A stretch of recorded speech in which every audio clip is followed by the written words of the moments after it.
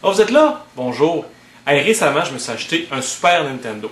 Bon, les jeux étaient pas mal plus difficiles qu'à mon souvenir, mais j'ai quand même pas mal de fun à jouer à certains d'entre eux. En fait, je vous ai même fait un top 10 des jeux qui sont encore le fun à jouer au Super Nintendo en 2012. Vous allez voir que c'est pas les jeux qui innovaient qui sont encore le fun à jouer aujourd'hui. C'est ceux qui excellaient dans le genre qui faisait fureur à l'époque.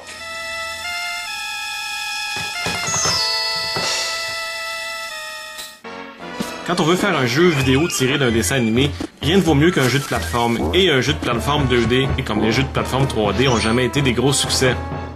Celui-là est particulièrement bien réussi, des super bons graphiques, et c'est la compagnie Capcom qui l'avait réalisé. Jafar, tu ne perds rien pour attendre. Voyons, il est rendu où? Ah! Oh shit!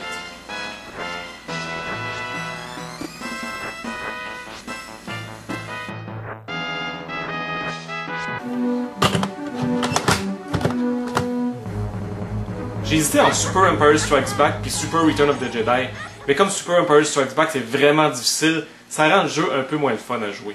Bon, ça veut pas dire que Super Return of the Jedi est un jeu facile, loin de là. C'est la compagnie JVC qui avait réalisé les 3 jeux Super Star Wars.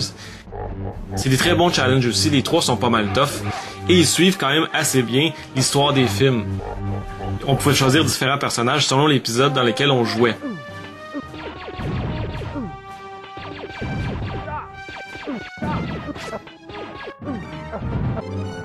Hey, je savais pas que l'empereur il pouvait voler.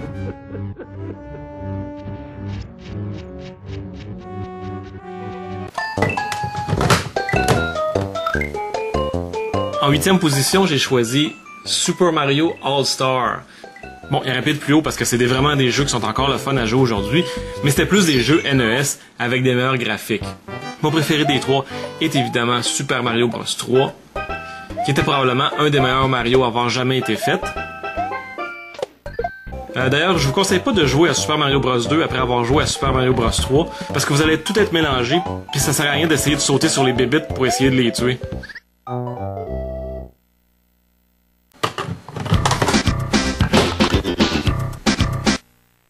En 7e position, nous avons Super Punch-Out.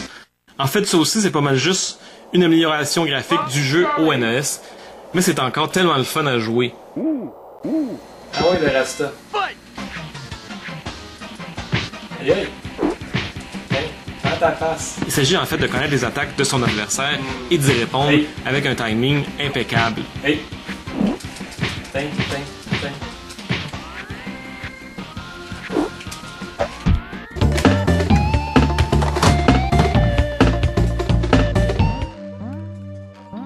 En 6e position, Donkey Kong Country. Donkey Kong Country, c'est un super beau jeu avec des graphiques révolutionnaires pour l'époque. Et c'est un jeu de plateforme super difficile. Surtout les bouts d'imitation d'Indiana Jones et le Temple Maudit, là. Il fallait vraiment connaître le parcours par cœur et avoir un timing au centième de seconde.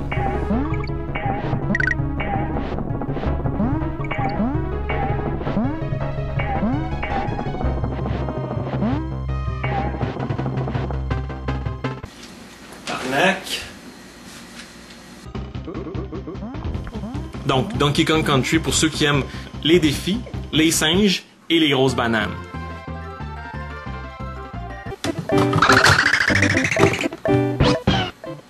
En 5e position, Yoshi Island ou Super Mario World 2.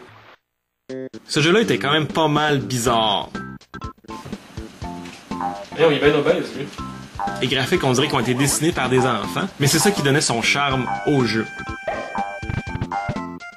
Évidemment, c'est la suite de Super Mario World. Il y avait toutes sortes de petites choses qui rendaient le jeu différent et vraiment le fun à jouer.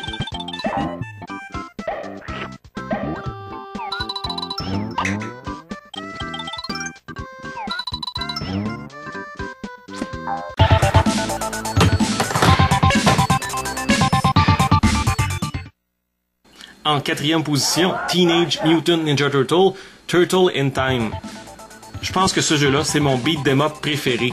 On avait dans ce genre-là les jeux comme Street of Rage au Genesis, Final Fight, Double Dragon.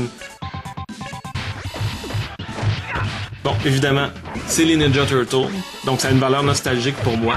Mais en plus, il y avait tellement de moves différents qu'on pouvait faire. Puis l'histoire de voyage dans le temps est bien le fun.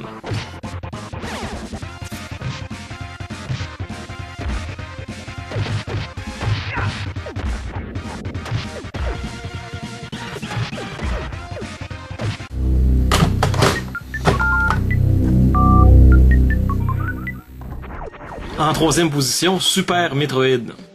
Tout le fun de ce jeu-là vient de son ambiance science-fiction mystérieuse. Les tableaux sont vraiment le fun à explorer. Il y a des dizaines et des dizaines de créatures différentes à éliminer et une histoire pleine de rebondissements. Et je vous parle même pas de la musique et des effets sonores qui sont dans les meilleurs au Super Nintendo.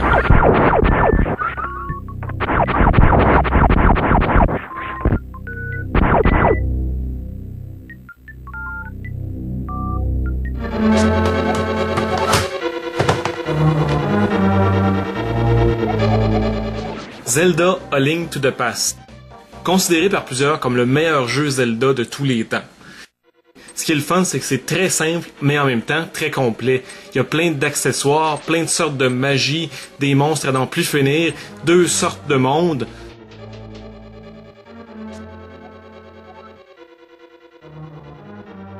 Donc très amusant, des heures de plaisir, puis pas besoin de se casser la tête trop.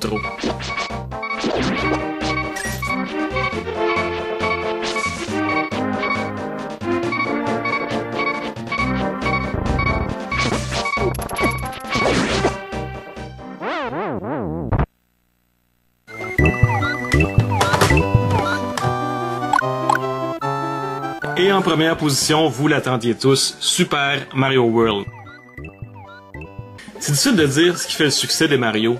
Peut-être la précision des contrôles, les beaux graphiques, ou l'univers complètement pété. On peut pas vraiment mettre le doigt dessus en fait. Super Mario World, pour moi, c'est le meilleur des Super Mario. Meilleur que Super Mario 3 ou que toutes les nouvelles versions sur la Wii ou sur la 3DS. Mais c'était une version vraiment pas facile où il fallait avoir les pouces très précis.